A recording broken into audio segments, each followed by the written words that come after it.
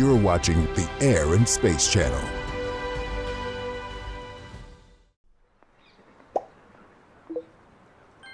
It is a historical discovery worth its weight in gold.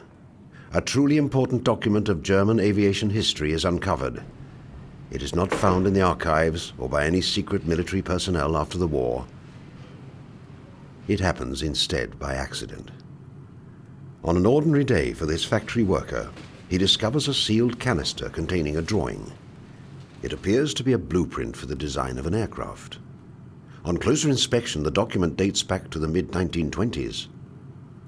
What it turns out to be are the workings of a deadly state-of-the-art bomber, illegal in Germany at that time. Its origins are inspired by this strangely designed plane. It may look backwards, but the logic behind the design is truly forward in thinking. It is one of the original tail-first Canard-designed planes, and the concept behind it demonstrates Germany's desire to be at aviation's vanguard. In the NT, again the duck, late 20s, they had this design. Tail first, not really an airliner, but a few seats. The tail first design would allow you to triumph against the stall. The stall was very much a feared thing. You lose control, you crash. A Canard, a tail first design, can say that if forward tail stalls, nose goes down, pick up speed, airplane stays in the air, all is well. The prototype flew around 1927-28, worked quite well. It is an unconventional design by an unconventional designer. Heinrich Fokker is hoping to remove one of the pilot's biggest concerns since the birth of aviation, the dreaded stall factor. Thus, the design is catching the attention of aviation enthusiasts from around the world. Well, here we are, and this is one of the most interesting flights that I have ever made. This is called the tail-first machine. The marvelous thing about it is it cannot turn onto its nose when landing. It also cannot stall when in the air. By stalling I mean losing flying speed and thereby getting into a spin, which is the cause of most accidents. In other words, it is one of the safest machines that has ever been designed. Somebody jokingly this morning called it a woofer bird. I asked what that was, and they said that's a bird that can't fly forwards, but it flies backwards. Innovative as the F-19 may be, it is not without its flaws. Eventually, it crashed. If you lose control of it at low level, it's deadly. And Mr. Wolf, the Wolf of the Focke-Wulf, he's the one who died in the crash. With the death of their founder, and with military aircraft strictly forbidden in Germany, those at Focke-Wulf are now at a fork in the road. Do they keep on developing Canard technology for peaceful and, most importantly, legal purposes? Or do they risk both the company's future and their freedom by turning it into a deadly weapon of force? In an extremely risky decision in the history of the company, the plan for the F-19 dramatically changes. Instead of being the originally planned sports plane, it is now going to be a deadly bomber, capable of causing tremendous havoc over Europe's skies. The man behind this madness is one of Germany's true engineering geniuses. Kurt Tank, who joins Focke-Wulf as a result of a company takeover. Being there every step of the way, he harnesses and perfects this technology into what becomes known as the Model 42. The source of funding for this ambitious project in an economically starved country is still unknown. However, there is one thing for certain. Germany's quest to rule the skies is something neither military defeat nor monetary limitation can stop. Tail-first design was developed for a number of reasons. If you have a Canard configuration, you have a very thin nose because your engine is behind the pilot. You can technically, at least in theory, increase speed with the same amount of power, which is good for combat aircraft. Also, because you have a fairly thin nose, you can improve, to a certain extent, pilot visibility. When completed, this aircraft, powered by BMW's V12 engines and possessing a maximum speed of 200 miles an hour, is for Germany both her sword and shield. Any potential enemy will think twice about pushing around a Germany possessing an arsenal of aircraft carrying 20 200-pound bombs on board. More importantly, If Germany desires to reclaim her lost territories following the Treaty of Versailles, the Model 42 can put immense fear into both Europe's citizens and industries with its capability of causing enormous destruction. As testing rapidly advances, ironically, the rug is pulled from underneath them by neither pacifists nor neighboring European powers, but by the most militaristic regime in history. As Hitler's Nazi Party comes to power in 1933, the newly installed Chancellor's main interests are in maintaining and consolidating his power. An illegal aircraft project, if discovered, could be the end to his fragile rule. As a result, the project dies alongside German democracy. Although the Model 42's future is ended with the single stroke of a pen, the concept of Canard technology lives on. Focke-Wulf obeys the government's decision, but at the same time rapidly develops what is known as short takeoff and landing technology. One of its crown jewels is the FW-61, the world's first fully controllable helicopter. Its creator, Professor Heinrich Focke's, much like his German predecessors, symbolizes that an idea can never be defeated, no matter what obstacles it may face. Had this bomber plane been approved for production on a massive scale, one can only imagine what impact it would have had on the Second World War. It is one of the conflict's greatest what-ifs. In fighting both Britain and the Soviet Union, it might well have tipped the scale in favor of Germany. The Model 42 thus may have resulted in a soaring victory and changed dramatically the outcome of the war in Europe.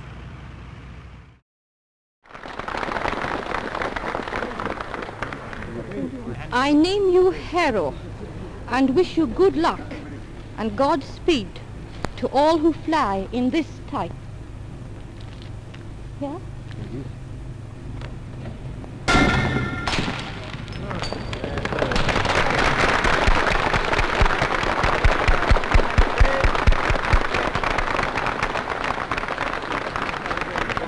Thank you very much. Despite the enthusiasm at Handley Page, the mood in England at this time is anything but cheerful. By 1937, the drums of war are beginning to be heard across the nation. Never has this been more evident than at these factories, where the Harrow is being introduced in an attempt to showcase Britain's military power. Unfortunately, it is technologically years behind the now cancelled Model 42. With $400 million being spent on aviation in a single year, the government assures its citizens that they have nothing to fear with this powerful weapon on their side. However, the question remains as to whether these bombers can stand up to the growing German threat. To quote the Prime Minister, the time for words is over. The time for action has come. The silence of preparation falls on London. Ministers assemble for another fateful cabinet meeting, even as Germany goes through the last diplomatic twists and turns in a final effort to justify the aggressive policy which he is determined to pursue. Poland's ambassador to Britain calls at number 10 Downing Street to report that Warsaw has been bombed. A little later, the German chargé d'affaires comes to deny the bombing, and he hardly seems to know which way to turn. But the denial was unnecessary, for later still comes an official confirmation of the raid. The King visits the Prime Minister in Downing Street, for His Majesty decided that Mr. Chamberlain was too busy to be called to Buckingham Palace.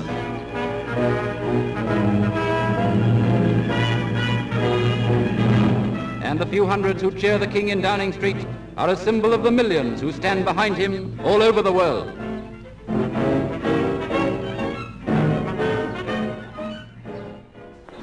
In the streets of Britain's cities, the people are in a state of panic. They're no longer safe from the distant battlefields of Passchendaele, Ypres, or the Somme. With the bomber being a new weapon in this war, the English Channel is no longer the buffer zone that it once was. As Prime Minister Stanley Baldwin prophesied, the bomber will always get through. The British people have taken this to heart and are now running for cover. Many citizens question whether Hitler, who has proved to be untrustworthy, will order his bombers to attack civilian targets. It is a risk that many, especially the fathers and husbands of Britain, are not willing to take. These fears are finally realized as Britain's cities are repeatedly bombed by the Luftwaffe, causing enormous destruction and loss of life. The Blitz has now focused the world's attention to what the bomber is capable of doing. The nation everyone is looking to is in dire need of a solution to this deadly problem. It may be one of Britain's most unusual designs for a plane. At Miles Aircraft, this prototype, known as the Libellula, marks not only the resurrection of the Canard design, but also exemplifies a company truly thinking outside the box. People were very appreciative of the fact that Miles had this wonderful innovatory streak in them, and that they might come up trumps with something. During the war in Reading, Berkshire, the factories of Miles Aircraft are working overtime, making a substantial contribution to the nation's war effort. What is capturing the imagination of the company's top designers is the reconstruction of a revolutionary aircraft. A plane that will capture massive attention with a design so futuristic that it is years ahead of its time. Hard at work with their initial sketches by ambitious and intelligent designers, the Canard plane is reborn. In this factory, British men and women are side by side, hard at work putting together this complicated design. While their soldiers are fighting on the front lines, these workers have stayed behind. Their job is to maintain the production of wartime equipment on the home front. And a mighty task for them is to construct this unusual plane possessing a tandem wing arrangement, requiring countless hours of labor. Unlike standard aircraft, the Libellula M35 has its wings at different heights and at different lengths. The reason for this is that the lesser wing acts as a forward-mounted stabilizer, thus improving control, especially in regards to landing. With its shorter wingspan and not requiring them to fold, when completed, the M35 is to be used as a carrier-borne naval fighter. Its sister plane, the second of the Libellulas, with an additional engine, is intended strictly for bombing purposes. Its creator, George Miles, says that when completed, the plane will resemble a dragonfly. In just 90 days, the first plane is built, remarkable for its time. Those at Miles Aircraft are determined to see what this plane can do once it is up in the air. Getting the plane ready for flight, engineers are putting the Libellula in position.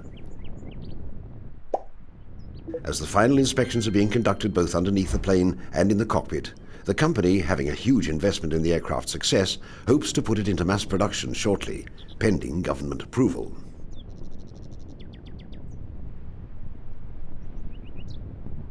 Possessing a tricycle landing gear, the intent is to achieve complete stability when landing. At the rear of the wings are the corresponding vertical and horizontal stabilizers and rudders. Once in the air, the plane is able to fly at 160 miles an hour and climb at a rate of 1,100 feet a minute. Its Canard features lend the aircraft well to both high and low-speed flight.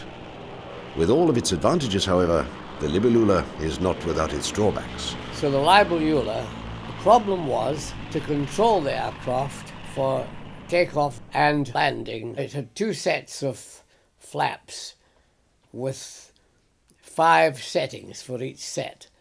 So you had a potential 10 combinations.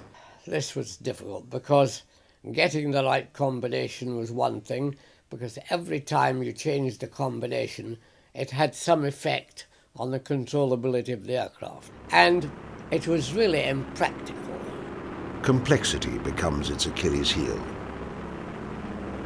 And despite the optimism from those involved in both the flying and the making of the plane, the military situation at the time dictates that the Libellula must come in for a political landing. In many ways, it is surprising that both versions of the design never go into mass production. However, its fate, similar to that of the Model 42, rests not on the aspiration of its designers, but on external circumstances. Britain, now with the United States and the Soviet Union as allies, is turning the tide against the German war machine. As a result, the demand for the Libellula evaporates. With prospects for the Canard design now looking all but dead, miraculously, it once again is resurrected. This time, however, it is not done by any European power. Instead, it is done across the Atlantic Ocean, in America, the birthplace of aviation. Here, the Canard design is reincarnated. The United States, referred to by Japanese Admiral Yamamoto as the sleeping giant, has awakened. Having an industrial capacity second to none, geography is the country's greatest asset.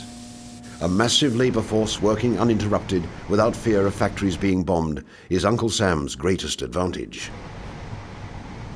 And aircraft production is no exception. In terms of quantity, the United States is the undisputed champion. No European nation can even come close to their rate of production. However, while the country leads in quantity, it is quality that one aircraft company aspires to excel at.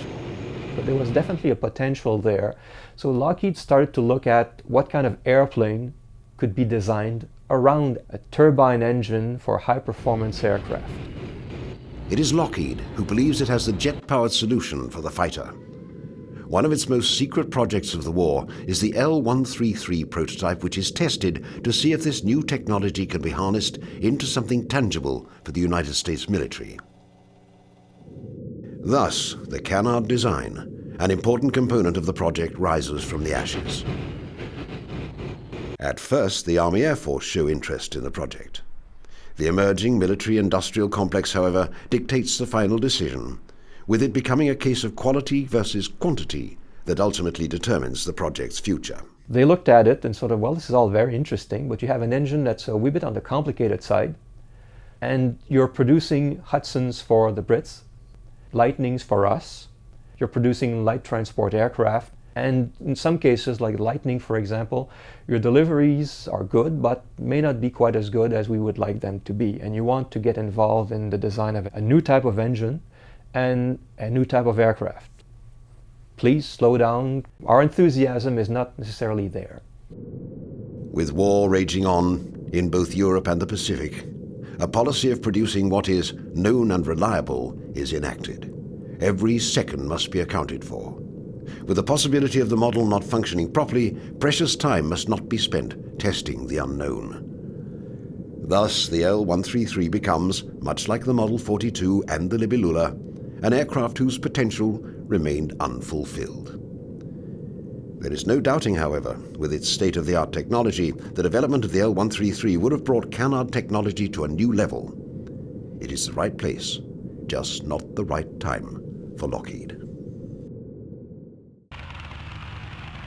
To the employees at Curtiss-Wright and Canard enthusiasts, deliverance has arrived with the XP-55, known as the Ascender. With the main wings located at the tail end of the fuselage, it is certain to attract attention due to its unique design.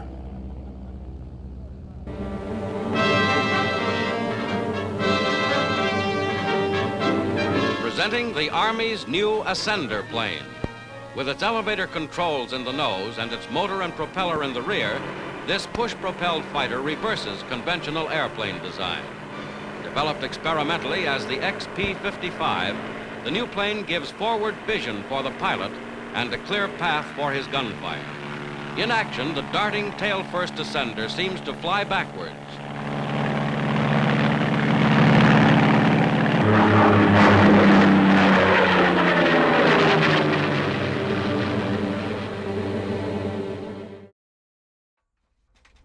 Its origins lie in an Army Air Corps flirtation with unconventional aircraft design. And nothing defines the unconventional like the tail-first plane. Despite a policy of turning out proven aircraft on a massive scale, there is some room for experimenting. Originally intended as a design to be powered by Pratt & Whitney liquid-cooled H engines, it is perhaps the best chance Canard technology has of becoming more than just a blueprint or a workable prototype. Mass-scale production is the ultimate goal of its enthusiasts. After extensive testing, it appears that the Ascender is the best hope in achieving this goal. The Air Corps is impressed so far and asks for 3 prototypes to be built. The plane's future, however, comes crashing down with its first prototype. A stalling malfunction results in the first Ascender taking a 16,000-foot nosedive. As the company attempts to fix this problem, competing technology is evolving faster than XP-55. In the end, the project is cancelled indefinitely. It is not worth either the government's time or money to further pursue such a risky endeavor. Despite its name, in the end, the plane does nothing but descend into the depths of aviation history. By 1945, as Japan enters the fourth year in its war against the United States, the sleeping giant that Admiral Yamamoto feared would awake is now on his nation's doorstep. After massive casualties on both sides, American military power is successful in pushing back Japanese forces through both its superior air and sea power. The American mainland remains untouched after Pearl Harbor, with military production skyrocketing. Japan, a nation that seemed invincible in early 1942, is now feeling this incredible American force wreak havoc over its mainland. In particular, Japanese cities and their inhabitants feel the horrors of an air war that does not distinguish between military and civilian targets. American B-29s, leaving from the islands of Guam and Saipan, fly a total of 107 bombing raid missions on Japan's cities in just 1 year. One particular raid that takes place on the night of March the 9th destroys 250,000 homes and burns almost 100,000 citizens to death. In General MacArthur's historical report, he writes that the effect of these raids rocked the nation to its very foundations. With each passing month, the casualties keep escalating, with nearly 3 million people killed. Mass famine is spreading, with an estimated 10 million people suffering from serious malnutrition. Japanese Admiral Matomi Ogaki, writing in his diary on June the 18th, asks, "Does the enemy intend to destroy all of the cities in this country?" General Curtis LeMay, a key architect of this bombing strategy, pledges to bomb and burn them until they quit. The only problem for LeMay is that with a schedule of approximately 16 burn jobs on urban industrial areas every 3 to 4 days, by mid-August, American bombers will run out of cities to destroy. Japanese air forces are proving incapable of preventing this mass destruction of their homeland. A carrier raid in March of 1945 results in 161 out of 193 Japanese aircraft being shot down by American forces. Vice Admiral John S. McCain pledges to hunt down and destroy every damn plane in Japan. Despite the much-feared kamikaze tactics being employed by Japanese pilots, American military leaders are no longer planning the possibility, but the eventuality, of Japan's surrender. The maps being used by both the Joint Chiefs of Staff and the President show that whether it is through a ground force invasion or through the dropping of an atomic bomb, Japan is a nation on the brink of defeat. The only decision being made by the political and military leaders of the United States is which course of action they should embark on in order to achieve the goal of an unconditional surrender. To those Japanese military leaders who are in their last throes, their hope is to develop a highly maneuverable interceptor plane to act as an antidote against American B-29s. The Shinden aircraft, developed by Kyushu, is the only aircraft with a Canard design to be ordered into quantity production during the Second World War. Equipped to hold one pilot and having a wingspan of 36 feet, armed with 4 30mm cannons and a top speed of 466 miles per hour, in addition to its important Canard features, the Japanese military is hoping that Shinden holds the answer to solving the problem of the B-29 bomber. Work begins in June of 1944 to develop this plane, whose name translates to Magnificent Lightning. By now, however, time is not something Japan has on its side. Although the first prototype of the Shinden flies on August the 3rd, it is simply too late to prevent a devastating American attack. 3 days after it is tested, the first atomic bomb is dropped on Hiroshima. 3 days later, the city of Nagasaki is dealt the same blow. With these two bombings, in addition to the Soviet Union declaring war against Japan, the demand of unconditional surrender is met on September the 2nd, 1945, marking the end to war in the Pacific. The story of the Shinden remains one of the greatest what-ifs in Second World War history. Had Japanese production and testing begun earlier, would this aircraft have been able to stop American bombing plans as hoped? If the jet technology for this aircraft arrived in time, would the Shinden have been to Japan what the Spitfire and Hurricane had been to Britain in its time of need?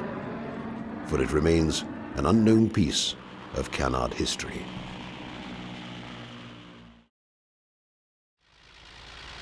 The Canard design, with its origins dating back to the Wright brothers and their first flight of 1903, is a story of aviation constantly having to overcome the barriers and obstacles put in its way. It is a story of emerging and innovative technology locking horns with the politics of its time. Whether it is a result of a new government taking power, the policies of production, or of a country in desperation, Canard technology never soars above these barricades in the first half of the 20th century. There is no doubting, however, what Canard technology represents in the history of aviation. It symbolizes the innovative spirit, and it symbolizes the proud heritage of aviation. The Canard design is to be remembered through its planes and by the people that created them. You're watching the Air and Space Channel.